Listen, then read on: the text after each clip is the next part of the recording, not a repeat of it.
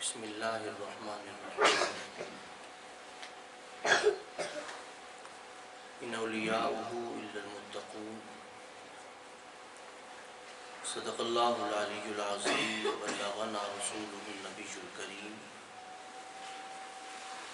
ونحن علی ذلک لمن الشاہدین والشاکرین والحمد للہ رب العالمین ان اللہ وملائکتہ یصلون علی النبی یا ایہا الذین آمنوا صلوا علیہ وسلموا تسلیما الصلاة والسلام عليك يا سيدي يا رسول الله وعلى آلك وأصحابك يا حبيب الله الصلاة والسلام عليك يا سيدي يا نبي الله وعلى آلك وأصحابك يا سيدي يا محمد رسول الله واجب صد احترام میرے محترم دوستو بھائیو، لائق صد احتشام حاضرین و سامعین،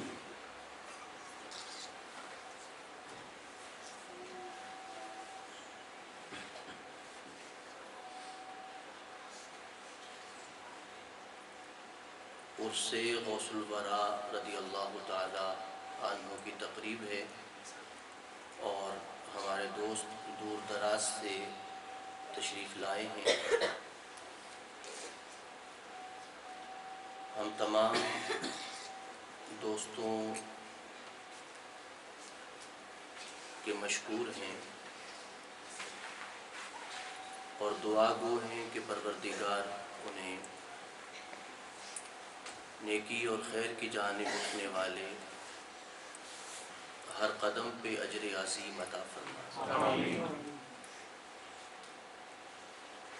سب سے پہلے چند ضروری باتیں اور پھر اس کے بعد انشاءاللہ میں حضرت غوث الورا کی ذات پاک کے حوالے سے بیان کروں گا۔ سب سے پہلے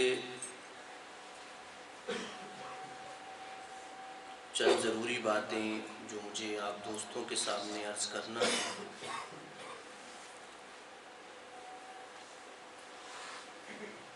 اور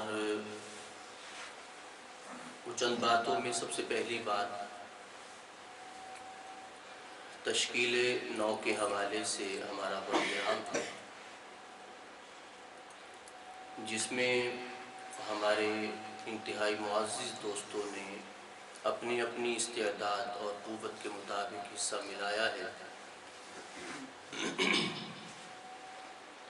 ان کا وہ حصہ ہمارے پاس بطور امانت کے محفوظ ہے اور ہم تشکیل نو کے حوالے سے اپنی کوشش، اپنی مشاورت اور اپنا ورک کر رہے ہیں۔ اگرچہ موجودہ صورتحال میں کہ جو آپ دوستوں میں سے کسی بھی دوست سے پوشیدہ نہیں ہے کہ ہم موجودہ صورتحال میں جس سے پاکستان کے حالات ہوں یا امت مسلمہ کے حالات ہوں یا پھر کچھ عرصہ پہلے فرانس میں ہونے والے واقعے کے بعد کے حالات ہوں،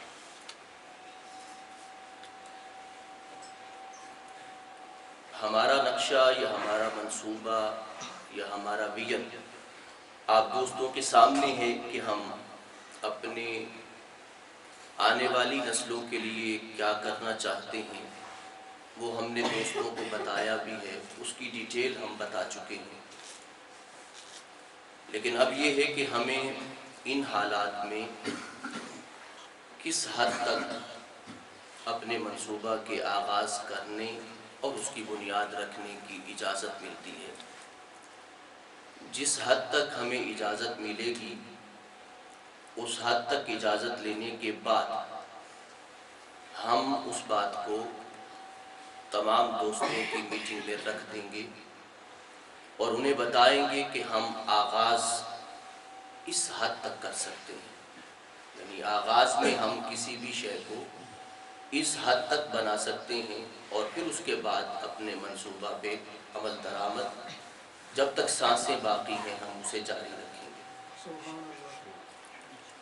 اور اب اس کا آغاز چاہے ہاسٹل سے ہوتا ہے، اس کا آغاز چاہے مسجد سے ہوتا ہے، اس کا آغاز چاہے سیرت لائبریری سے ہوتا ہے، یعنی ان میں سے کسی شے سے بھی آغاز ہوتا ہے تو ہم کوشش کریں گے کہ ہم آغاز کریں۔ اب اس میں دو چیزوں کی اجازت ملتی ہے، دین کی ملتی ہے، جتنی بھی ہمیں اجازت ملتی ہے۔ لائر سے بھی ہمارا رابطہ ہے، اور اس کے علاوہ جیومترا سے بھی ہے اور کمونے سے بھی ہے۔ ہم اس ورک کو کر رہے ہیں، لیکن ہم دیکھ رہے ہیں کہ اگر ہمیں مشاورت کے لیے ڈونیشن دینے والوں نے، جنہوں نے کنٹریبیوٹ کیا ہے، انہوں نے جتنا حصہ ملایا ہے، اگر ہم ان کے سامنے صورتحال رکھتے ہیں، اور دوستوں کی مشاورت یہ ہوتی ہے کہ ان حالات میں کسی بھی چیز کو بنانا ممکن نہیں ہے، تو پھر یقیناً ہم بڑی ہمت اور جرأت کے ساتھ دوستوں کی امانتیں واپس لوٹاتے ہیں، اس لیے کہ وہ قوم کی امانت ہے، قوم کے دوستوں کی امانت ہے، ہم وہ امانتیں واپس لوٹاتے ہیں۔ لیکن ہم اپنے اللہ اور اس کے رسول کو گواہ بنا کے جتنی ہماری طاقت اور ہمت اور استعداد ہے، ہم اتنی کوشش کریں گے، جان لڑائیں گے، مگر یہ ہے کہ قوم کے 1 یورو کو بھی، 1 روپے کو بھی ضائع کرنا یا اپنے خواہشات کی بھینٹ چڑھانا، میں اسے بددیانتی سمجھتا ہوں۔ اس لیے ہم تمام دوستوں کو بلائیں گے، اور تمام دوستوں کو بلا کے اس حوالے سے ہم ان کے سامنے صورتحال کو رکھیں گے اور رکھ کے ان سے بات کریں گے، لیکن پہلے ہم جتنی ہم میں ہمت و طاقت ہے ہم اتنا ورک کر لیں، جتنی ہماری طاقت ہے، دوستوں کی طاقت ہے، ہم اتنا ورک کرنے کے بعد ہم انشاءاللہ اس حوالے سے پھر دوستوں کے سامنے رکھیں گے۔ یہ تو پہلی ہو گئی بات۔ دوسری بات جو ہے اس حوالے سے اگلا سٹیپ ہمارا، ہم پر امید ہیں اللہ کی بارگاہ سے، اور ہمارا یقین ہے اپنے نبی کریم صلی اللہ علیہ وآلہ وسلم پہ کہ وہ ہماری نیتوں اور ارادوں کو بخوبی جانتے ہیں، اور مجھے یقین ہے کہ ہم کسی نہ کسی خیر کے کام کا آغاز کر پائیں انشاءاللہ۔ اس حوالے سے ہم نے ہر علاقے میں، مختلف علاقوں میں، جیسے رولو ہے، رجولو ہے، ریو ہے، سوزارا ہے، گنزاگا ہے، ان علاقوں میں ہم انشاءاللہ اسے جلد ہی رابطہ کمیٹی کے حوالے سے، یعنی وہ چند دوست جن کے پاس ہم نومینیشن کریں گے، اور نومینیشن کر کے ہم ان دوستوں کے ناموں کو پروناؤنس کریں گے، اعلان کریں گے کہ ان دوستوں کے پاس فنڈنگ جو ہے وہ جمع کروائی جائے، چونکہ ابھی ہم نے پراپر طریقے سے نہیں شروع کیا۔ جب تک کہ ہم کسی کنارے پہ نہیں لگتے تو رابطہ کمیٹی 2 کام کرے گی ہماری جو ہے، ایک تو جو فنڈنگ کے حوالے سے ان کے پاس جمع ہوگا وہ امانت کو یہاں تک پہنچائیں گے، اور ساتھ ساتھ یہ ہے کہ دروس قرآن کا سلسلہ، کہ جس میں درس قرآن کے حوالے سے موجودہ صورتحال پہ جو عوام کی ہے، مسلمانوں کی ہے، پاکستانی دوستوں کی ہے، وہ مایوسی کی صورتحال ہے، ذہنی اعتبار سے ٹوٹتی ہوئی صورتحال ہے۔ اس صورتحال میں ہم دوستوں پہ یہ بات واضح کریں گے کہ قرآن و حدیث میں پیغام امید کیا ہے، یعنی اس حوالے سے قرآن و حدیث کیا کہتا ہے کہ جب چیز بکھر رہی ہو تو بکھرتی ہوئی صورتحال میں ہمیں اپنا کردار کیا ادا کرنا ہے۔ آخر قرآن مجید قیامت تک رہنے والی اگر کتاب ہے، اور ہمارا یقین ہے کتاب قیامت تک رہنے والی ہے، یقیناً اس نے بتایا ہوگا ہمیں کہ اس مشکل دور میں ہم نے اپنا رول کیا پلے کرنا ہے، ہمارا کیا کردار بنتا ہے۔ ان حالات میں مایوس ہو کے بیٹھ جائیں، نا امید ہو کے بیٹھ جائیں، ہاتھ پہ ہاتھ دھرے بیٹھ جائیں، یا سوچ اور فکر کے ساتھ ان حالات کا مقابلہ کریں، امید اور یقین کی طاقت سے آگے بڑھیں اور باہم ایک دوسرے پہ بھروسہ کرتے ہوئے، اعتبار کرتے ہوئے اپنے منزل کی جانب کشا کشا بڑھیں، اور ہمارے پیچھے ہمارے آنے والی نسلیں بھی بڑھتے جائیں۔ یوں کریں یا کیا پیغام دیتا ہے اس حوالے سے؟ ہمیں سیرت پاک کیا پیغام دیتی ہے، ہمیں قرآن کیا پیغام دیتا ہے اس حوالے سے، اور ہمیں احادیث کیا پیغام دیتی ہیں، اور ہمیں اولیاء امت کیا پیغام دیتے ہیں کہ کیا ان حالات میں ہم کیا کریں اور کیا نہ کریں۔ آخر ہمیں کچھ کرنا ہے۔ تو اس حوالے سے قرآن مجید کے حوالے سے انشاءاللہ ہم رابطہ کمیٹی جہاں ہوگی، جن دوستوں کی ہوگی، ان کے نام بھی انشاءاللہ ہم اعلان کریں گے۔ بریشیا میں رابطہ کمیٹی تو نہیں ہوگی، لیکن یہ ہے کہ وہاں پہ انشاءاللہ درس قرآن ہوگا، اسی طرح میلان میں بھی درس قرآن کا آغاز ہوگا۔ میں تمام دوستوں سے التجا کرتا ہوں کہ پروردگار کی بارگاہ میں دعا فرمائیں کہ پروردگار ہماری نیتوں کو قبول فرمائے اور ہماری نیتوں کے اخلاص کو بھی قبول فرمائے۔ تو اس حوالے سے انشاءاللہ ہم رابطہ کمیٹی اور دروس قرآن کے حوالے سے موجودہ صورتحال میں جو پیغام ہمیں ملتا ہے ہم دوستوں کے سامنے اسے رکھیں گے، تاکہ ہم اپنے کردار کو جو ہمارا اجتماعی اعتبار سے بنتا ہے، قومی اعتبار سے بنتا ہے، ملی اعتبار سے بنتا ہے، وہ ہم کیا ادا کریں اور کیسے ادا کریں، اس کو بھی انشاءاللہ ہم دوستوں کے سامنے رکھیں گے۔ ایک مرتبہ درود و سلام بارگاہ رسالت میں پیش کریں۔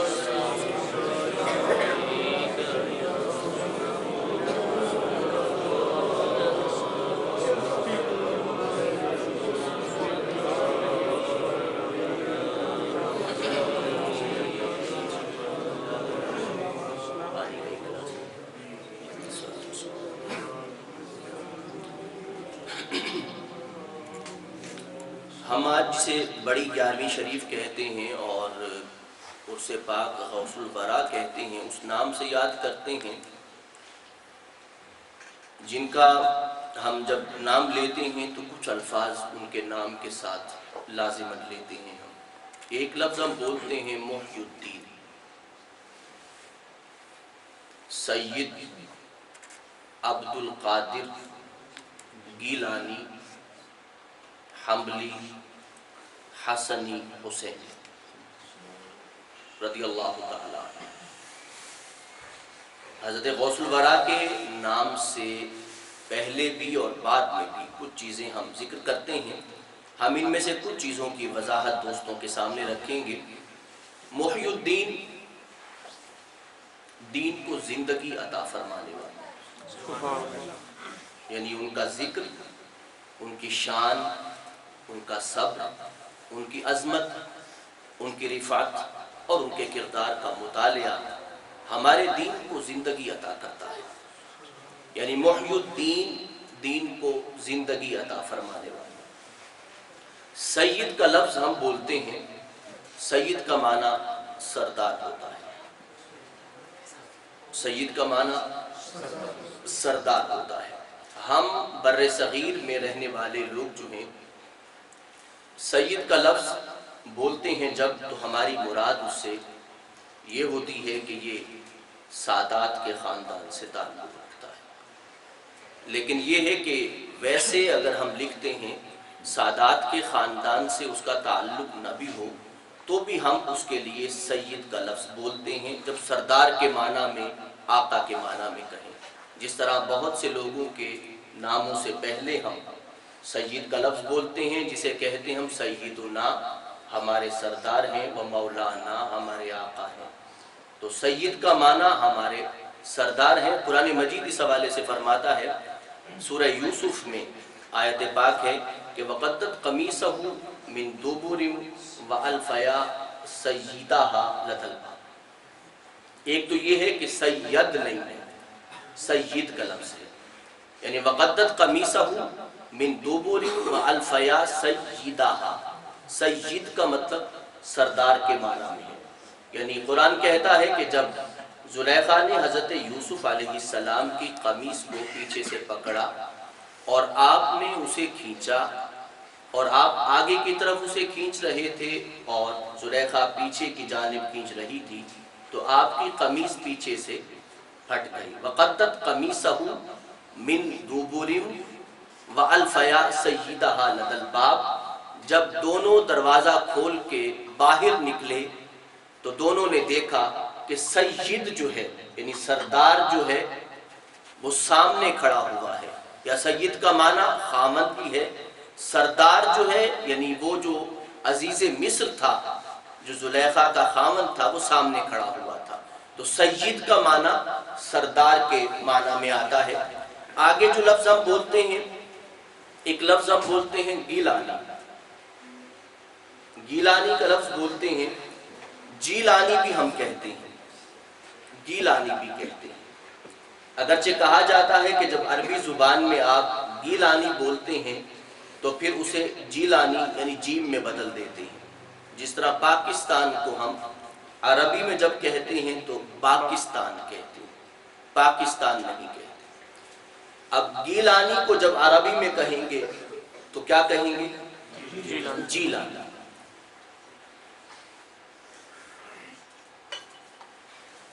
ایران کے دو علاقے ہیں، ایک جیلان ہے اور ایک گیلان ہے. دونوں علاقے جو ہیں وہ ایران کے ہیں. اس کا مطلب یہ ہے کہ حضرت غوث الورا کا تعلق ایران سے تھا.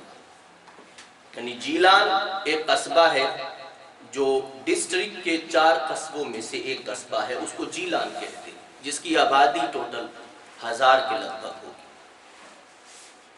اور گیلان ایران کا 31واں صوبہ ہے کہ جس میں حضرت غوث الورا رضی اللہ تعالی عنہ کے حوالے سے کہا جاتا ہے کہ آپ کی ولادت وہاں پر. لیکن ہمیں جو چیز جیلان بعض لوگوں نے کہا، مگر جیلان کا علاقہ جو ہے وہ چونکہ مختصر بھی ہے اور جس طرح کے آگے حالات بیان کیے جاتے ہیں حضرت غوث الورا کے، اس کے مطابق وہ علاقہ نہیں بنتا بلکہ گیلان بنتا ہے. اس کی ریزن کیا ہے؟ اس کی وجہ یہ ہے کہ ہم پڑھتے ہیں کہ آپ کے والد گرامی نے بہتے ہوئے دریا سے آپ نے سیب کھایا اور اس دریا کے آس پاس کے علاقے میں تمام باغات ہی باغات ہیں. جیلان کا نقشہ یہ نہیں ہے، گیلان کا نقشہ آج بھی اسی طرح ہے. یعنی وہاں پہ باغات ہی باغات ہیں اور لہلہاتی کھیتیاں بھی ہیں، باغات بھی ہیں، دریا بھی ہیں. تو اس حوالے سے اور جو ڈسٹینس ہم جب بیان کرتے ہیں حضرت غوث الورا کے جانے کے حوالے سے کہ آپ بغداد گئے، تو ہم ڈسٹینس بیان کرتے ہیں تقریباً 629 کلومیٹر کا یا تقریباً 391 کے لگ بھگ میل کا. ہم یہ ڈسٹینس بیان کرتے ہیں کہ حضرت غوث الورا جو ہیں وہ گیلان سے بغداد گئے. اب گیلان سے بغداد جانا جو ہے آپ کا وہ اگر 629 کلومیٹر ہو یا 391 کلومیٹر ہو تو اس حوالے سے یہی گیلان بنتا ہے کہ جو باغات کا شہر ہے، جو نہروں کا شہر ہے، دریاؤں کا شہر ہے. یعنی اس حوالے سے وہ گیلان بنتا ہے، لیکن وہ جو جیلان کا قصبہ ہے وہ نہیں بنتا. اس لیے کہ ہمیں ملتا ہے کہ حضرت غوث الورا جو ہیں ان کے والد گرامی نے سیب جو کھایا تھا اور پھر وہ جب سیب کے حوالے سے تھا کہ بھئی انہوں نے کھایا، لیکن ایک بات جو ملتی ہے وہ یہ ہے کہ آپ نے اس کنارے پہ اسے کھایا، لیکن جہاں سے کھایا محسوس یہ کیا کہ قطار اندر قطار جو ہے باغات پرلے کنارے پر ہے. تو حضرت غوث الورا کے والد گرامی دریا کو پار کر کے گئے اور پھر اس کے بعد جس باغ کی ڈالی کو لٹکتا ہوا پایا اس باغ کی ڈالی کے مالک کے پاس آپ گئے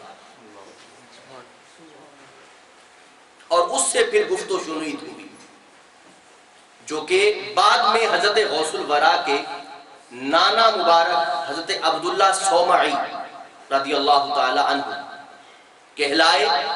اور جو سیب کھا چکے تھے انہوں نے سوچا کہ اس سے پہلے کہ یہ سیب میرے خون کا حصہ بن جائے، مجھے اس سے پہلے اس کا حساب بے باک کر دینا چاہیے. تو وہ حساب بے باک کرنے کے لیے گئے اس خیال سے کہ ابھی یہ میں نے کھایا ہے، بے چینی اور اضطراب تھا کہ یہ اس سے پہلے کہ خون کا حصہ بن جائے، اس سے پہلے اگر خون کا حصہ بن جاتا ہے تو اس کا مطلب یہ ہے کہ میرے خون میں حرام کا خون شامل ہو گیا،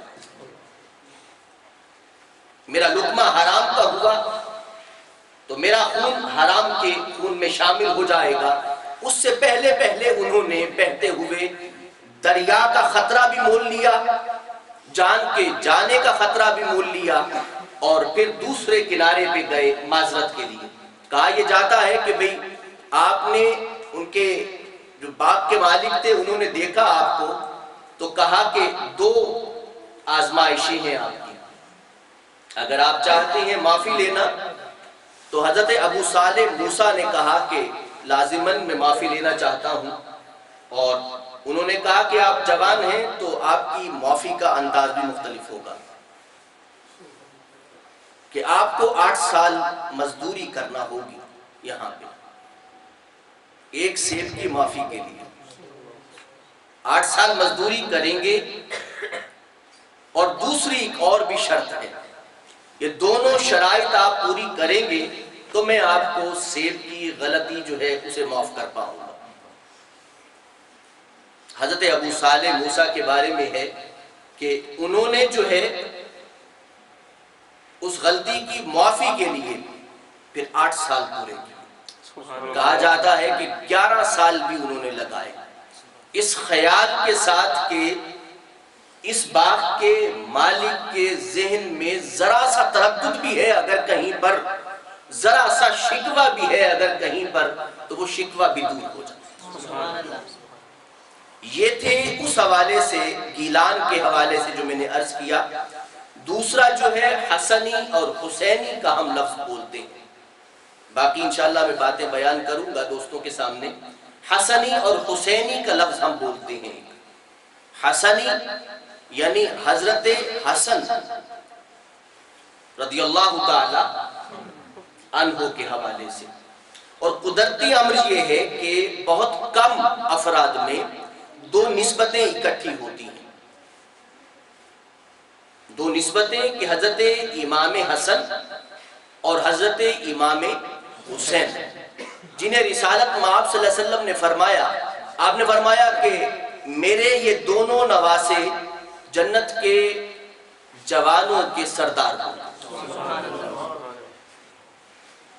یہ ذہن میں رکھیے گا کہ جنت کے جوانوں کے سردار ہوں گے، مطلب یہ ہے کہ جو لوگ جوانی میں فوت ہوئے ہوں گے ان کے سردار حضرت امام حسن اور حضرت امام حسین ہوں گے۔ یہ ذہن میں رکھیے گا بات کو، اس لیے کہ رسالت مآب صلی اللہ علیہ وسلم نے فرمایا، آپ نے فرمایا کہ جو بڑھاپے میں فوت ہوں گے ان کے سردار ابو بکر و عمر ہوں گے۔ یعنی خوش قسمت ہے جو بڑھاپے میں چلا جائے تو بھی خوش قسمت ہے کہ سردار ابو بکر و عمر ملیں گے، اور اگر جوانی میں چلا جائے تو خوش بخت ہے کہ اسے سردار حسن و حسین جیسی شخصیات ملیں گی۔ تو بر صغیر میں جو لفظ ہم بولتے ہیں سید کا، وہ تقریباً اس حدیث پاک کی ترجمانی کرتا ہے۔ یعنی ہم کہتے ہیں نا سید کے حوالے سے، سادات کے حوالے سے، وہ اسی لفظ کی ترجمانی کرتا ہے۔ حسنی کا مطلب ہے کہ ان کی نسبت جو ہے حضرت امام حسن سے، مطلب یہ ہے کہ حضرت سیدنا غوث الورا کے والد گرامی حضرت امام حسن کی نسل پاک سے تھے کہ تیری نسل پاک میں ہے بچہ بچہ نور کا۔ ابھی کمپیر کرنے والے میں اندر تھا تو ایک شعر کہ بھئی تیری نسل پاک میں ہے بچہ بچہ نور کا، اور تو ہے عین نور تیرا سب گھرانہ نور۔ ویسے تو کسی سے بھی نسبت ہو جائے تو باعث عزت بات ہے، حضرت امام حسن سے نسبت آپ کے والد گرامی کی تھی، اور حضرت امام حسین سے نسبت ان کے خاندان سے آپ کی والدہ گرامی حضرت فاطمہ انہی کے خاندان سے تھی۔ اب یہ 2 نسبتیں بہت بڑی نسبتیں، حملی کہا جاتا تھا، حنبلی کا معنی ویسے تو کہا جاتا ہے کہ پرانی آستین پہننے والے شخص کو کہتے ہیں، مگر حضرت سیدنا غوث الورا کی نسبت اس حوالے سے ہے کہ آپ جس جامعہ میں گئے اس جامعہ میں 2 فقہ پڑھائی جاتی تھی، ایک دوسرا جامعہ بھی تھا، ایک اور جامعہ بھی تھا جس میں فقہ حنفی پڑھائی جاتی تھی۔ آپ فقہ حنفی میں نہیں گئے، اس جامعہ میں نہیں گئے، یعنی جامعہ تو احناف میں نہیں گئے، آپ جامعہ نظامیہ میں گئے، اور جامعہ نظامیہ میں فقہ حنبلی اور فقہ شافعی پڑھائی جاتی تھی اور فلسفہ اشعری پڑھایا جاتا تھا۔ نعرہ تکبیر، نعرہ رسالت، نعرہ رسالت، نعرہ خلافت، نعرہ غوثیہ۔ شاید اس وقت یہ نفرتیں نہیں ہم نے پالی تھی، شاید یہ فسادات اور یہ فرقہ واریت کا طوفان اس وقت نہیں تھا۔ 2 مدارس تھے، آپ نے چوز کیا، جامعہ نظامیہ کو آپ نے چوز کیا، اور جامعہ نظامیہ جو ہے وہ نظام الملک توسی کے نام سے بنا اور تقریباً 1000 کے بعد بنا، 1000 ہجری نہیں عیسوی کے بعد بنا، اور حضرت غوث الورا رضی اللہ تعالی عنہ ہجری کے مطابق 471 میں پیدا ہوئے یا 470 میں پیدا ہوئے حضرت غوث الورا جو ہے۔ اور قدرتی بات دیکھیے کہ حضرت داتا گنج بخش علی حجویری رحمہ اللہ تعالی جو ہے لاہور کے بے تاج بادشاہ، 5 سال پہلے وفات پائی آپ نے۔ حضرت غوث الورا کی ولادت سے 5 سال پہلے حضرت داتا گنج بخش علی حجویری وفات پا گئے تھے۔ ابھی پچھلے سالوں میں ہم نے 1000 سالہ عرس پاک منایا ہے حضرت غوث الورا کا، اور لگتا ایسے ہے کہ شاید پچھلے سال وفات پائی، لگتا ایسے ہے جیسے آپ جا کے دیکھیں وہاں پہ سج دھج کو دیکھیں تو سج دھج یہ بتاتی ہے کہ جیسے شاید پچھلے ماہ یا پچھلے سال وفات ہوئی ہے، پر وفات ہوئے 1000 سال ہو گئے۔ اس لیے حضرت بشر حافی بڑی خوب بات فرمایا کرتے تھے، آپ فرماتے تھے قبور پہ جایا کرو، ان افراد کی قبور پہ جایا کرو کہ جن کی قبور کو دیکھ کے، آپ نے فرمایا کچھ افراد ایسے ہیں کہ جن کی قبر کو آپ دیکھیں گے تو آپ کا دل جو مردہ ہوگا زندہ ہو جائے گا۔ آپ نے فرمایا کہ کچھ افراد زندہ ہوں گے، آپ انہیں دیکھیں گے تو دل مردہ ہو جائے گا، مگر کچھ افراد ایسے ہوں گے کہ آپ ان کی قبور پہ حاضری دیں گے تو آپ کے مردہ دل زندہ ہو جائیں گے۔ اور میں سمجھتا ہوں کہ حضرت داتا گنج بخش علی حجویری انہی میں سے ایک ہے کہ جن کی قبر کو آج بھی دیکھتے ہیں تو مردہ دل زندہ ہو جاتا ہے۔ تو 471 سے پہلے یعنی 465 میں تقریباً حضرت داتا گنج بخش علی حجویری نے وفات پائی۔ آپ دیکھیں کہ کس طرح انسان اپنی نیکی کی بنا پہ زندہ رہتا ہے، کس طرح اسے خیر، نیکی اور نیتوں کا خیر اور نیتوں کا خلوص اسے کیسے زندہ رکھتا ہے۔ حضرت سیدنا غوث الورا رضی اللہ تعالی عنہ حنبلی فقہ سے تعلق رکھتے تھے، ہم حنفی فقہ سے تعلق رکھتے ہیں۔ کس سے تعلق رکھتے ہیں؟ حنفی فقہ سے تعلق رکھتے ہیں، ہمارا تعلق احناف سے ہے۔ ہم امام اعظم ابو حنیفہ رحمہ اللہ کے متبع ہیں، ان کے اجتہادات کو ماننے والے ہیں، مگر حضرت سیدنا غوث الورا رضی اللہ تعالی عنہ کن کے اجتہادات کو ماننے والے تھے؟ امام احمد بن حنبل۔ میں آپ کو بتا دوں کہ امام احمد بن حنبل کیسی ذات تھے۔ امام شافعی فرماتے ہیں، ایسے امام شافعی کی ایک بات اور ہے، آپ نے فرمایا کہ اگر اس دنیا میں علماء اللہ کے دوست نہیں ہیں تو پھر اس کائنات میں کوئی بھی اللہ کا دوست نہیں۔ آپ سے پوچھا گیا یہ لفظ آپ نے کیوں فرمایا ہے؟ آپ نے فرمایا کہ اللہ جاہلوں کو دوست نہیں بناتا۔ ان کی بات عرض کرتا ہوں کہ امام شافعی وہ امام ہے کہ جن کے اجتہادات کو دنیا مانتی ہے، مگر امام شافعی امام احمد بن حنبل کی قمیص کو، ویسے اصل نام آپ کا امام احمد بن محمد بن حنبل ہے، یعنی آپ کے دادا کا نام حنبل ہے، لیکن درمیان میں والد کا نام حذف کر دیا، حنبل کی جانب نسبت ہوئی۔ ویسے پورا نام اس طرح بنتا ہے امام احمد بن محمد بن حنبل۔ امام احمد بن محمد بن حنبل کی بات عرض کرتا ہوں، ان کی عظمت کو عرض کرتا ہوں کہ جن کی اتباع حضرت غوث الورا نے کی ہے وہ عام انسان لازماً نہیں ہوگا، جن کے اجتہادات کو مانا ہوگا وہ عام انسان نہیں ہوگا۔ امام شافعی فرماتے ہیں، آپ کے بارے میں ہے کہ آپ نے امام احمد بن حنبل کی قمیص کو منگوایا اور لوگوں سے کہا وہ قمیص ان سے گزارش کرو کہ وہ مجھے عطا کر دیں۔ پوچھا گیا کیوں؟ لائی گئی قمیص تو پوچھا گیا کیا کریں گے آپ اس کا؟ تو آپ نے فرمایا ٹھہرو ابھی بتاتا ہوں۔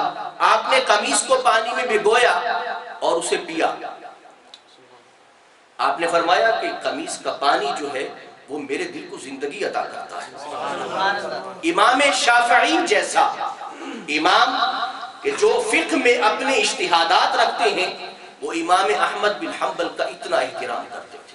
حالانکہ اختلاف موجود ہے، اجتہادات کا اختلاف موجود ہے، امام احمد بن حنبل کے مابین بھی، امام شافعی کے مابین بھی، اور امام اعظم ابو حنیفہ کے مابین بھی، ان تمام اماموں کے مابین فقہی اختلاف موجود ہے، پر سارے کے سارے گنبد خضرا کے غلام تھے۔ اور یہی فرق تھا کہ غلامی جو ہے وہ باہمی نفرتیں نہیں دیتی، غلامی ہمیشہ انسان کو باہمی محبتیں دیتی۔ حضرت غوث الورا حسنی حسینی، اب میں دوبارہ نام لیتا ہوں آپ کا، محی الدین سید عبد القادر گیلانی حنبلی الحسنی والحسین۔ آپ کوئی لقب بھی ساتھ نہ لگائیں، کوئی لقب نہ لگائیں، پر آپ کے ساتھ لگی ہوئی چیزیں اتنی معتبر ہے کہ آپ ان کے ساتھ کوئی لفظ نہ لگائیں تب بھی آپ کی ذات کے اعتبار کے لیے اتنا ہی کافی ہے، یعنی ذات کے اعتبار کے لیے آپ کا اتنا ہی کافی ہے، اس سے زیادہ ڈیٹیل کی یا تفصیل کی ضرورت نہیں ہے۔ حضرت غوث الورا کو غوث کہتے ہیں۔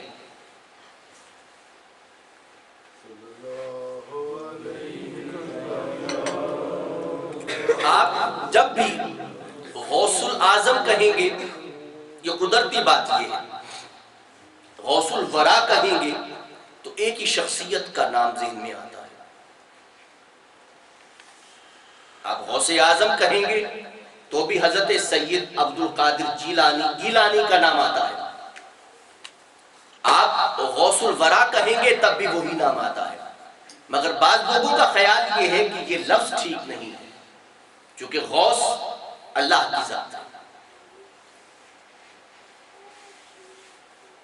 بعض لوگوں کا خیال یہ ہے کہ غوث کیا ہے؟ اللہ کی ذات ہے، تو یہ لفظ ایک انسان کے لیے مناسب نہیں ہے۔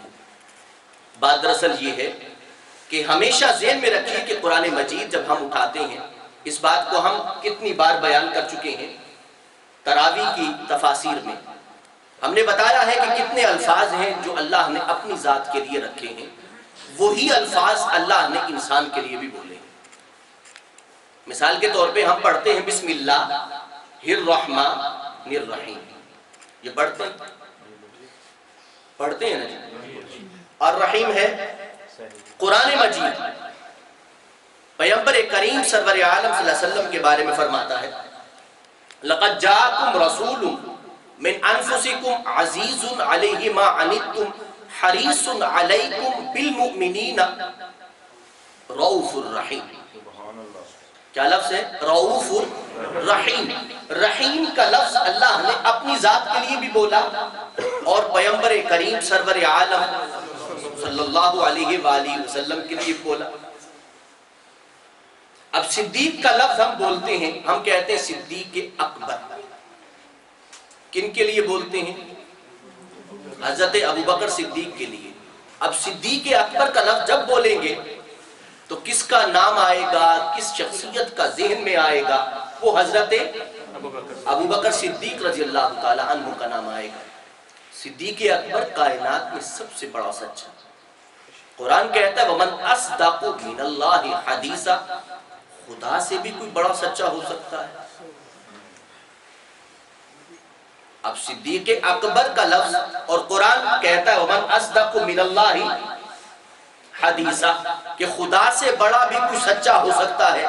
اب صدیق اکبر کہنا تو پھر شرک ٹھہرے گا۔ بعض لوگوں کا خیال یہ ہے کہ یہ شرک ہے، کیونکہ بعض لوگوں کو ذہن میں آتا ہے، میں چاہتا ہوں آج کچھ مسائل بھی ایسے ہوں کہ جو آپ دوستوں کے اذہان میں واضح ہو جائیں۔ میں چاہتا ہوں یہ باتیں واضح ہو جائیں کہ اس طرح اور بھی آیات پاک ہیں۔ آپ نے دیکھا قرآن مجید کہتا ہے سمیعا بصیرا انا خلقنا الانسان امشاج نبتلیہ فجعلناہ سمیعا بصیرا کہ ہم نے انسان کو پیدا کیا، ہم نے اس کو سمیع بھی بنایا اور بصیر بھی بنایا۔ اب علی کا لفظ ہم استعمال کرتے ہیں، قرآن کہتا ہے وَهُوَ الْعَلِيُّ الْعَظِيمُ کہ وہ علی ہے اور وہ عظیم ہے۔ اب کسی انسان کو جب علی کہیں گے تو کیا شرک ہو جائے گا؟ اصل میں سمجھنے کی بات ہے۔ سمجھنے کی بات یہ ہے کہ انسان کو جب علی کہا جائے گا اس میں، اور جب خدا کو علی کہا جائے گا اس میں فرق ہوگا۔ خدا اپنی ذات سے بلندر ہے اور حضرت علی اللہ کی عطا سے بلندر ہے، یہ فرق ہے۔ پھر ہر بات انسان کی جو ہوگی لیمیٹیشنز میں ہوگی، وقت کے ساتھ ہوگی، اوقات کے اندر ہوگی، شب و روز کے اندر ہوگی، اس دن کے اندر ہوگی، مگر خدا کی طاقت، خدا کی بلندی، خدا کی دستگیری کسی دن کی محتاج نہیں۔ یہ فرق جب ذہن میں رکھتے ہیں تو پھر شرک کا شائبہ نہیں ہوتا۔ یہ پریشانی اور یہ ٹینشن نہیں ہوتی اس بات کی کہ انسان سوچتا ہے کہ اس طرح کیوں ہو گیا، حالانکہ ایسی بات نہیں ہے۔ حضرت غوث الورا کو جب غوث الاعظم کہا جاتا ہے، بعض دوستوں نے قائد اعظم پر بھی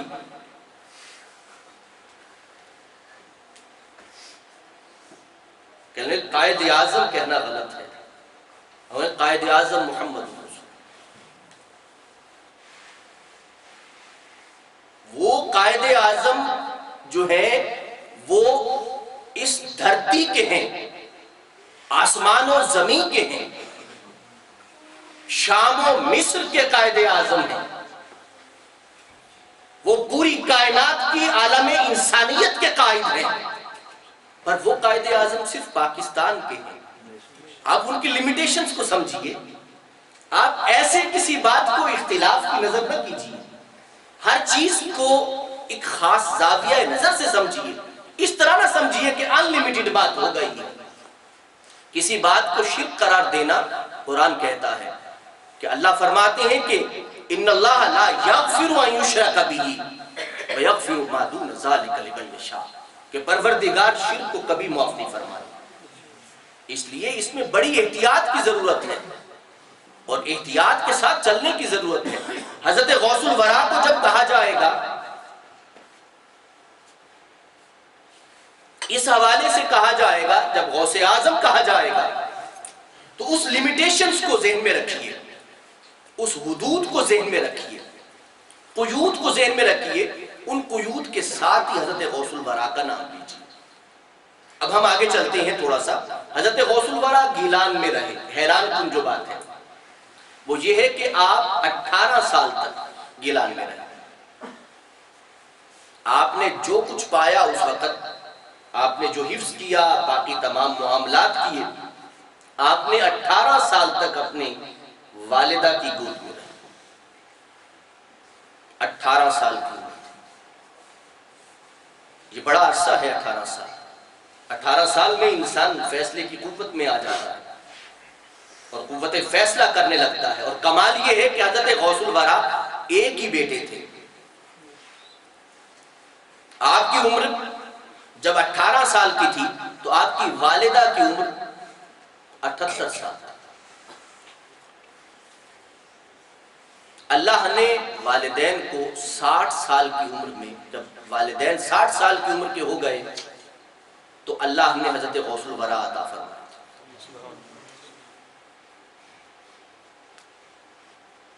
60 سال کی عمر، والدہ بھی اور والد بھی، دونوں جب 60 سال کے ہو گئے، یعنی اس کا مطلب یہ ہے کہ دونوں تقریباً ایج فیلو تھے، دونوں جب 60 سال کے ہو گئے تو اللہ نے حضرت غوث الورا عطا فرمایا۔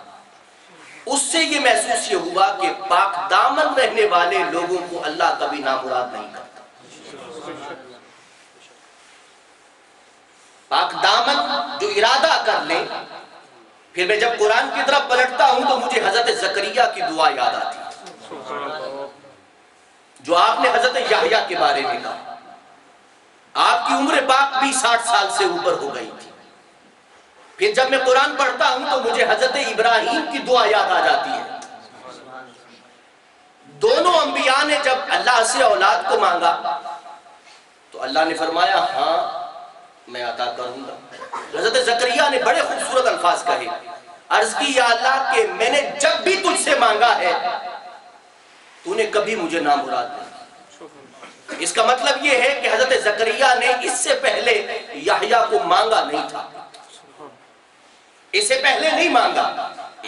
جب دیکھا کہ اب تو قصہ پاک ہونے والا ہے، فکر مندی کا اظہار کس بات پہ کیا آپ نے فرمایا کہ اے اللہ میری اس نبوت کی امانت کو، دین کی امانت کو سنبھالے گا کون؟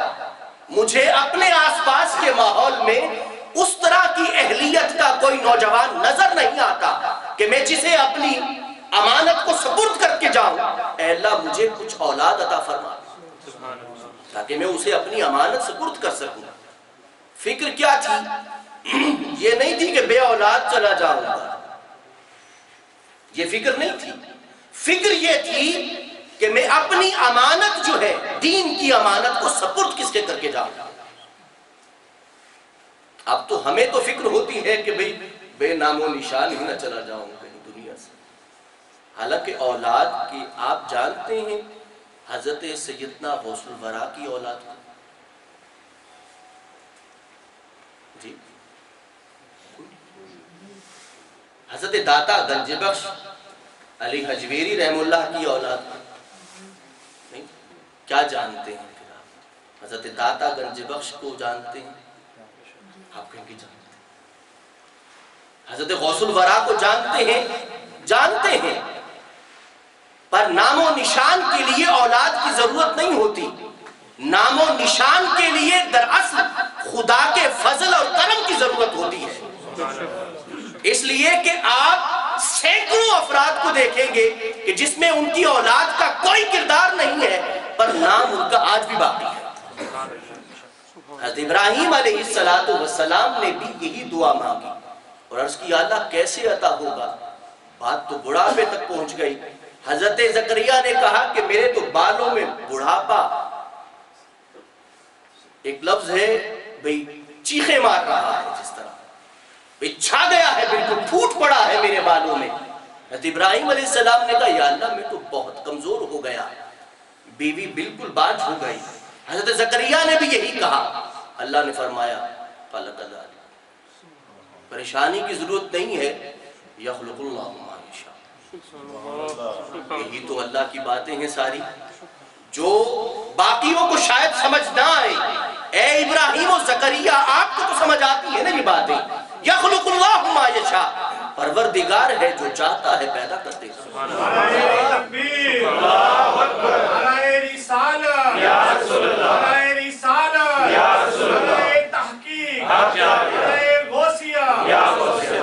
اسی طرح ہے پروردگار ہے وہ۔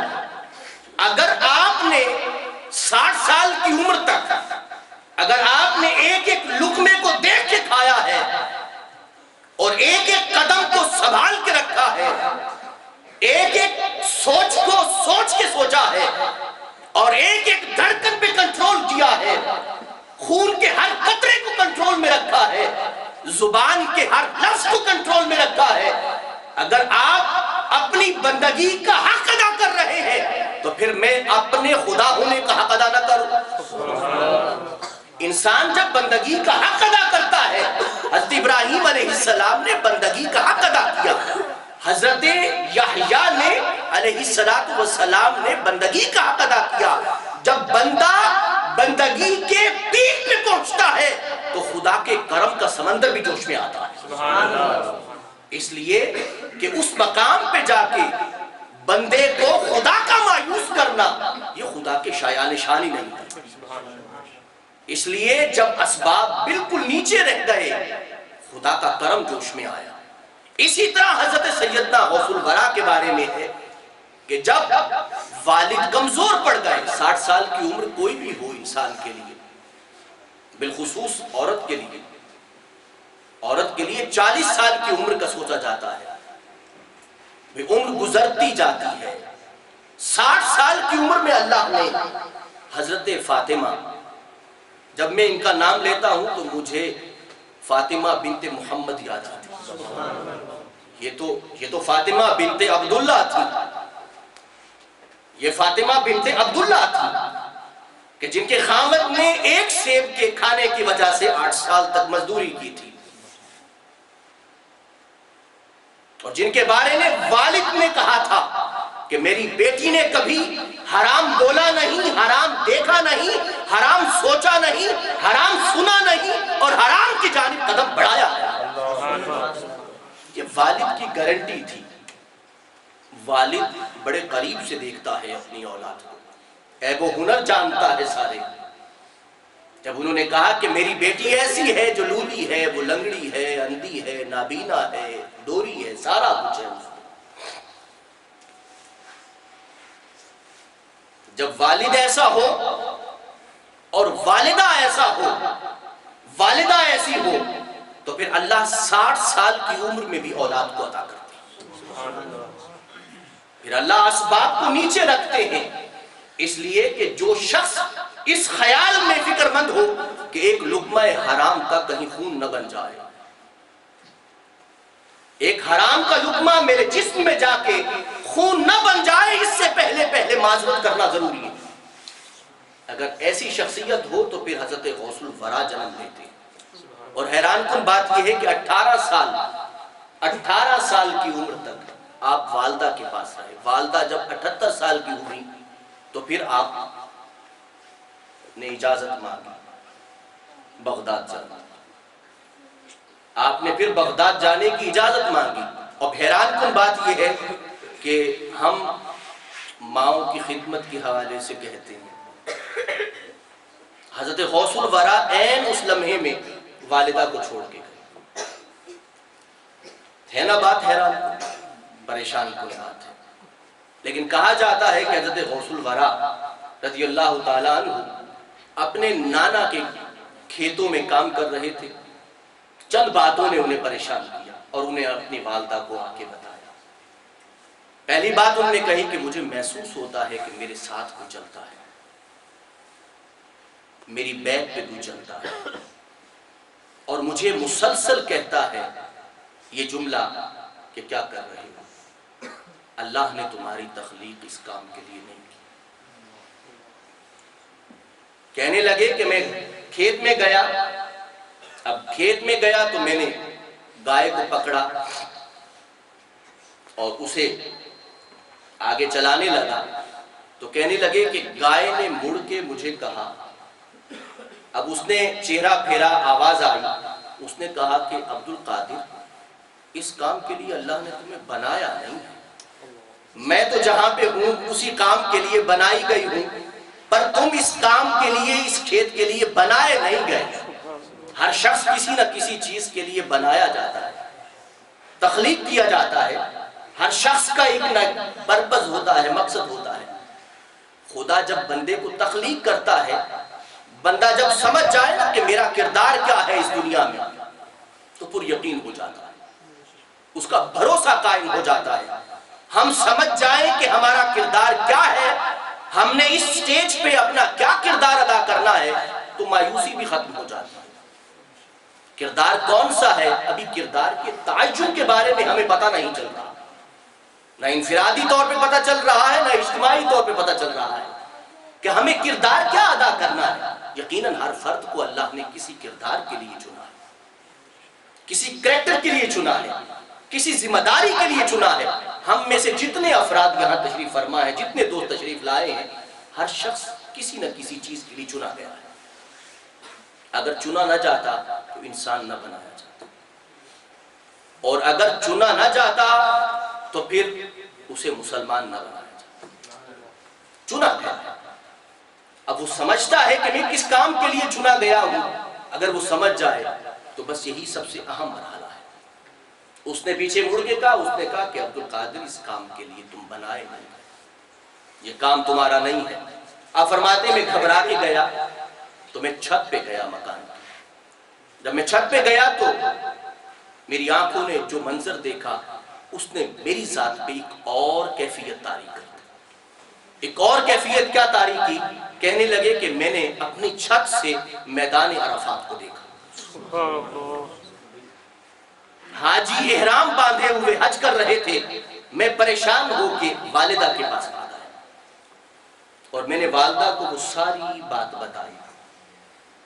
میں نے کہا اگر اللہ نے مجھے تخلیق کیا ہے اپنے نام کی خاطر، اپنے دین کی بلندی کے لیے تخلیق کیا ہے، تو والدہ سے کہا کہ مجھے اجازت دیجیے کہ میں بغداد چلا جاؤں۔ ویسے وہ باغداد ہے، باغداد کہیں تو اس کا مطلب ہوگا گاڈ گفٹڈ، یعنی باغ کا مطلب کسی دیوی کا نام ہے، دیوتا کا نام ہے، دیوتا کا نام ہے، تو گاڈ گفٹڈ کہیں گے اس کو۔ پہلے باغداد تھا، پھر بغداد ہو گیا۔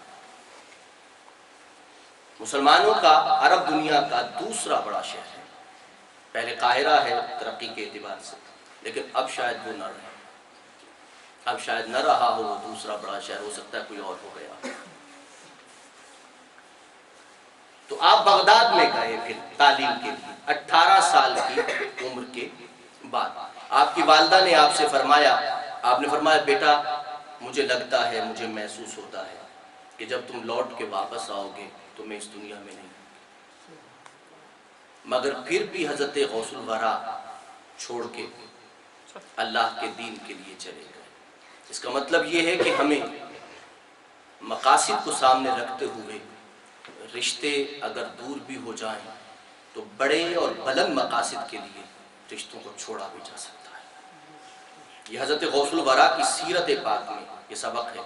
اب ہم نے ایک مشہور واقعہ سنا ہے، وہ مشہور واقعے سے ہم آگے چلتے ہیں۔ طلباء چونکہ موجود ہیں آج کی اس نشست میں طلباء کے لیے ایک بات عرض کرنا چاہوں گا۔ حضرت غوث الورا گئے، جو 40 دینار چوروں نے حاصل کیے آپ سے، آپ نے بغل میں سیے ہوئے تھے، آپ کی والدہ نے بغل میں سی کے رکھے تھے جہاں پہ کوئی بھی اسے لوٹ نہیں سکتا تھا۔ ویسے بھی جب لوٹا جاتا ہے تو کارواں میں فیملی کو لوٹا جاتا ہے، یعنی مال ان کے پاس زیادہ ہوتا ہے، جب فیملی اکٹھی جائے تو سامان زیادہ ہوتا ہے۔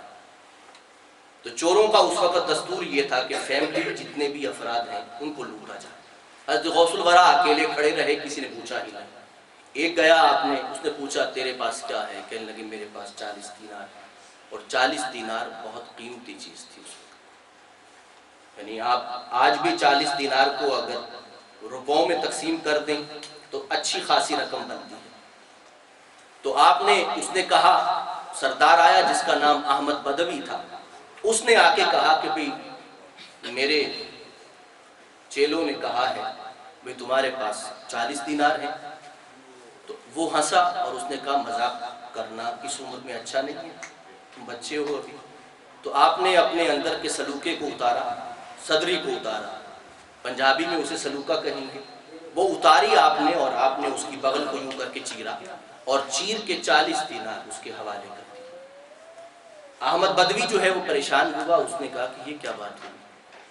آپ نے فرمایا، اس نے پوچھا بھی یہ کیا تم نے میرے حوالے کیوں کیا ہے، جبکہ مجھے، میں کچھ بھی کر لیتا تو مجھے پتہ نہ چلتا۔ وہ جملہ جو آپ نے کہا، آپ نے فرمایا کہ میری ماں نے مجھے کہا تھا کہ کچھ بھی ہو جائے، یہ میری آخری نصیحت ہے میری ماں کی، یہ میری ماں کی آخری نصیحت ہے کہ کچھ بھی ہو جائے بیٹا، سچ کے سوا کچھ نہیں۔ تو وہ گھوڑے سے نیچے اترا. اس نے چیخ ماری اور گھوڑے سے نیچے اتر کے کہنے لگا کیسا بچہ ہے تو ماں کی بات کا پاس کر رہا ہے اور میں خدا کا پاس نہیں کر رہا. میں نے بھی اس سے وعدہ کیا تھا. اس نے سارا سامان واپس لوٹایا. تواریخ میں پھر اس کے بعد کہا جاتا ہے کہ وہ سینہ اس نے چیرا, گریبان چیرا اور جنگلوں کی جانب چلا گیا. اس کے بعد اس کا نشان نہیں ملا. آپ حیران ہوں گے اس کے بعد کیا ہوا. پھر آپ 629 کلومیٹر حضرت غوث الورا گیلان سے بغداد تک, اس وقت 629 کلومیٹر بنتا تھا, آپ پیدل کیسے گئے؟ 629 کلومیٹر پیدل گئے. یہاں سے روم کتنا ہے؟ 450 کلومیٹر. آپ پیدل گئے اور وہاں جا کے آپ نے سب سے پہلا کام جو کیا, جو 40 دینار تھے وہ آپ نے جاتے ہی فقراء میں تقسیم کر. اب انسان رہائش ڈھونڈتا ہے. میں طلباء کے لیے ایک بات عرض کرنا چاہوں گا اور وہ بہت اہم ہے. وہ بہت اہم اس حوالے سے ہے کہ آپ نے جب جامعہ نظامیہ میں داخلہ لیا تو آپ کا طریقہ ایک کار یہ تھا. ابھی بہت سی باتیں میرے ذہن میں ہیں لیکن میں یہیں پہ مکمل کروں گا بات کو, کہ حضرت غوث الورا وہاں پہ گئے تو آپ کے پاس آپ کے نانا کی جانب سے پیسے آتے تھے, مگر آپ کا طریقہ ایک کار یہ تھا. میں 11ویں شریف کرنے والے دوستوں کی توجہ اس جانب ضرور کرواؤں گا اور طلباء کی توجہ کرواؤں گا.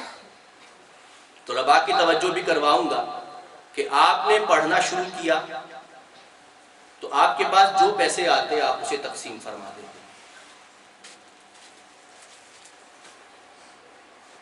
کیونکہ ہاسٹل کا خرچہ ہوتا ہے. جامعہ نظامیہ اس دور میں اسپیشلائزیشن کا جامعہ تھا. منصور نے اسے 2 سال میں تعمیر کیا تھا اور وہیں پر ہی وقت کے ساتھ, جسے ہم بیت الحکمت کہتے ہیں, ہاؤس آف وزڈم کہتے ہیں, وہ وہیں پہ تعمیر ہوا تھا. اور جہاں پہ مسلمانوں نے تمام تراجم کیے تھے اور تمام اقوام کی کتابوں کو اکٹھا کیا تھا اور مسلمان اپنی ترقی میں آگے بڑھے تھے. کاش کہ آج ہم بھی ہاؤس آف وزڈم بنا سکیں, کوئی ایسی لائبریری بنا سکیں کہ جس میں ساری دنیا میں لکھی جانے والی کتابیں جو کم از کم سیرت پاک پہ لکھی گئی ہوں ہم جمع کر دیں. اللہ ہمیں بھی توفیق عطا فرما دے.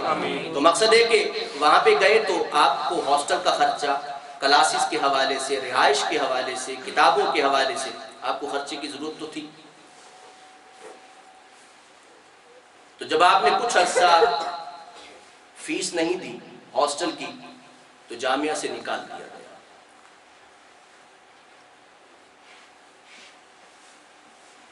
یہ نہیں تھا کہ پیسے نہیں تھے, پر جو آتا تھا آپ یہ سمجھتے تھے کہ میری ذات سے زیادہ اہم میرے آس پاس کا ماحول ہے, کمزور لوگ ہیں. پھر کیا ہوا؟ ہاسٹل سے نکل گئے. آپ فرماتے ہیں کہ میں 8 سال تک پڑھتے رہے. 8 سال تک آپ فرماتے ہیں کہ میں درختوں کے نیچے چھاؤں میں سردی اور گرمی کو برداشت کرتے ہوئے رہتا رہا, پر نانا کی جانب سے آنے والی ساری رقم یتیموں, مسکینوں اور محتاج اسٹوڈنٹ پہ تقسیم کرتا. لیکن پھر کیا ہوا, چونکہ آپ لائق اسٹوڈنٹ تھے, نکالے اس لیے نہیں گئے کہ نالائق تھے, آپ لائق اسٹوڈنٹ تھے, تو جامعہ نے کہا کہ کلاس اٹینڈ کر سکتے ہیں پر آپ کو ہاسٹل کی سہولت نہیں دی جائے جب تک کہ آپ اس کے اخراجات کو میٹ نہیں کرتے. 18 سال کی عمر میں آپ 8 سال تک درخت کے نیچے رہے اور 8 سال میں ایک مرتبہ آپ فرماتے ہیں کہ میری ذات پہ 20 دنوں کا فاقہ ہوا. بغداد میں قحط آیا تو 20 دن فاقے میں گزر گئے. آپ فرماتے ہیں کہ میں گراؤنڈ میں جاتا جہاں سے گھاس انسان کاٹ سکتا ہے تو میں دیکھتا کہ وہاں پہ بھی کتنے لوگ موجود ہیں جو کاٹ کے کھا رہے ہیں. میں درخت کے پاس جاتا تو میں دیکھتا کہ کتنے اسٹوڈنٹ ہیں, کتنے لوگ ہیں جو چڑھے ہوئے ہیں اور پتے کھا رہے ہیں. میں جب زمین کو دیکھتا, لوگوں کو دیکھتا تو حیا سے واپس لوٹا تھا کہ بھی میں وہاں پہ گروں گا, یقیناً کسی نہ کسی کا حق مارا جائے گا. درخت کی جانب بڑھتے تو وہاں پہ اتنے سارے افراد کو دیکھتے تو حیا سے واپس لوٹ آتے۔ آپ فرماتے ہیں کہ میں جامعہ کی مسجد کے دروازے پہ جا کے گر گیا، دروازے پہ جا کے 20 دن کا میرا فاقہ تھا اور دروازے پہ جا کے گر گیا میں، تو میں نے جب ہوش آیا تو گھسیٹ کے مسجد کے کونے میں اپنے آپ کو لے گیا۔ پھر میں نے دیکھا کہ ایک شخص مسجد کے اندر آیا ہے، اس نے یوں کر کے رومال کھولا ہے، اس میں بھنا ہوا گوشت وہ کھا رہا ہے، اور وہ لقمہ کھاتا ہے تو میرا منہ کھلتا ہے۔ تو اس نے اٹھ کے گیا، حضرت سیدنا غوث الورا کے پاس اٹھ کے گیا اور ان کے سامنے کھانے کو رکھا۔ اس نے کہا کہ بھئی تم بھی کھا لو، میں بھی پرایا ہی کھا رہا ہوں، میں پرایا ہی کھا رہا ہوں، میرا نہیں ہے۔ آپ نے فرمایا میں پھر نہیں کھا سکتا۔ فرمایا میں 20 دن کے فاقے سے ہوں پر میں پرایا کھانا نہیں کھا سکتا، کہ جس کا تجھے خود نہیں پتا کہ حلال ہے کہ حرام ہے، میں نہیں کھا سکتا۔ اس نے کہا میں بتاتا ہوں تمہیں، وہ یہ ہے کہ میرے پاس جو پیسے تھے ختم ہو گئے، اب یہ کچھ پیسے میرے پاس تھے امانتاً، جس بچے کو میں ڈھونڈ رہا ہوں وہ گیلان کا رہنے والا ہے، اس کا نام عبد القادر ہے، میں اسے ڈھونڈتا رہا مگر مجھے وہ نہیں ملا۔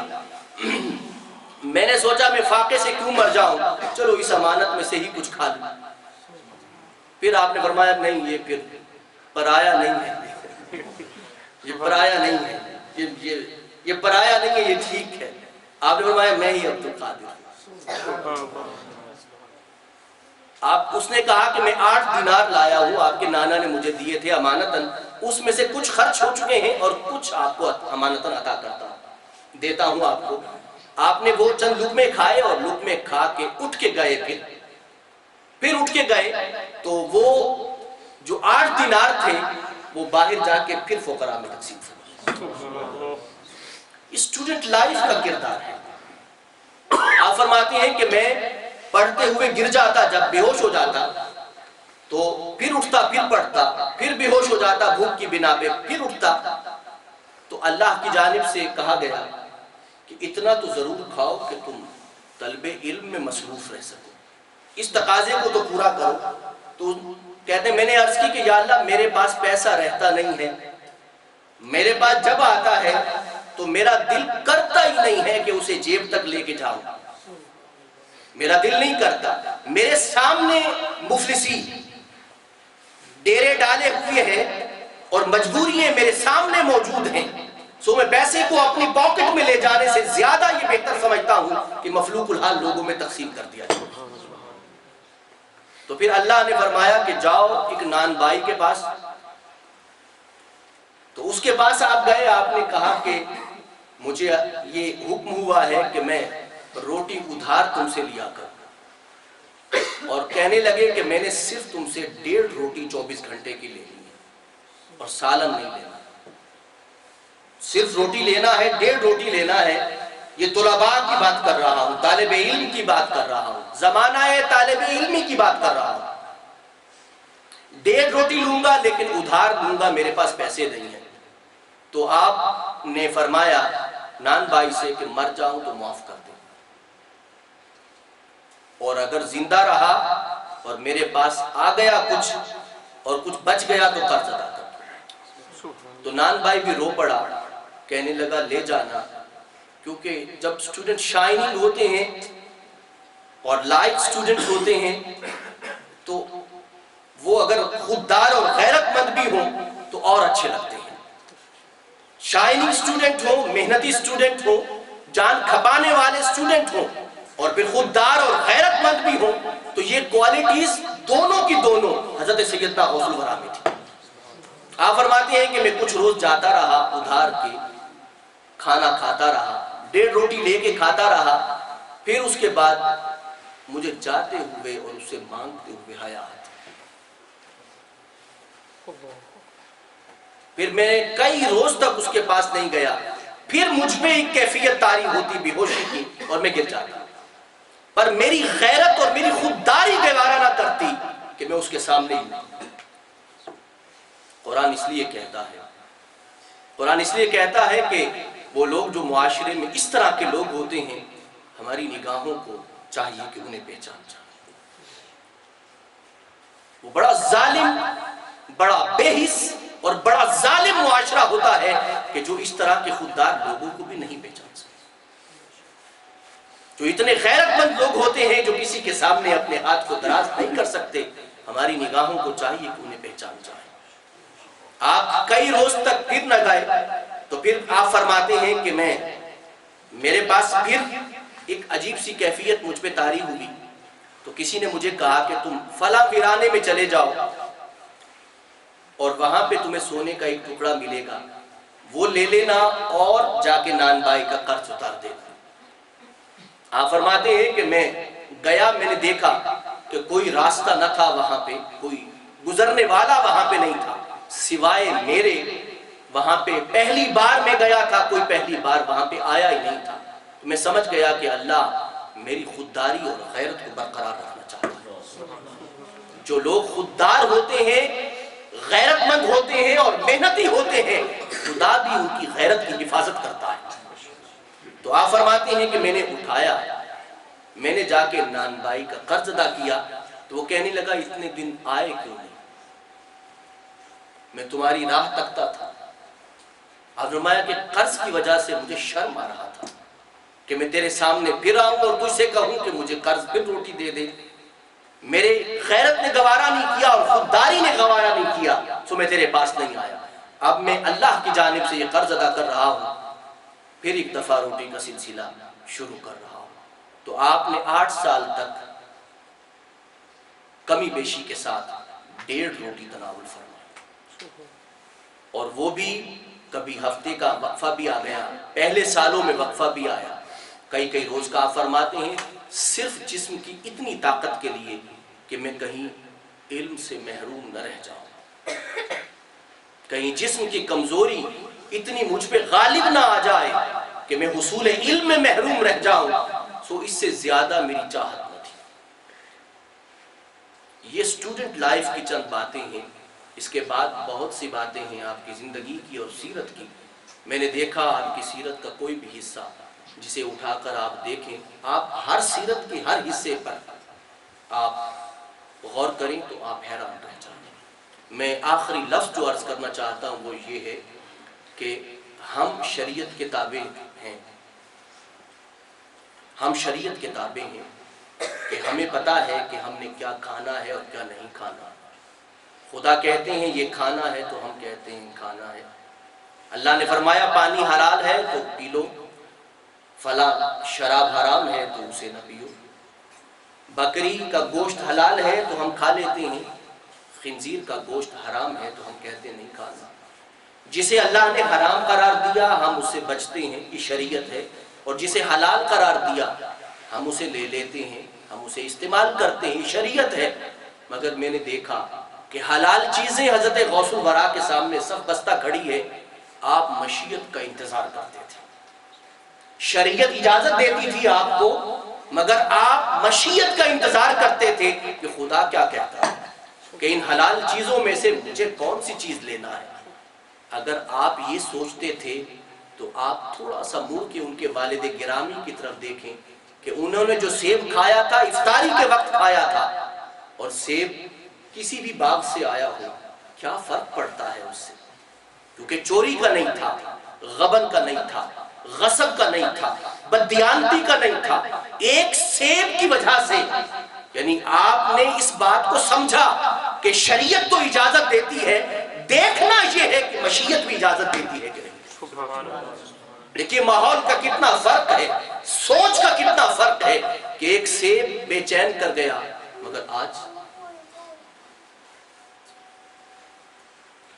ہماری تربیت کا انداز عجیب سا ہے کہ ہم گزرتے ہوئے ٹرک کے پیچھے سے گنے کھا لیتے ہیں،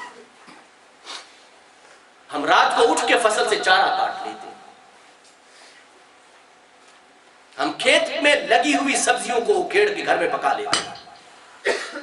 ذہنیت کا فرق، سوچ کا فرق، عقل کا فرق، تربیت کا فرق. ہمیں دراصل جو ہم غوث الورا حضرت سیدنا غوث الورا کو ماننے والے ہیں، ہمیں چاہیے کہ ہم پیچھے مڑیں ایک دفعہ اور حضرت غوث الورا کی تعلیمات کو پیش نظر رکھیں. ہم اس شدت کے ساتھ عمل تو نہیں کر سکتے، مگر کیا ہم شریعت کے دائرے میں بھی نہیں رہ سکتے؟ اللہ ہمیں عمل کی توفیق عطا فرمائے. آمین ثم آمین.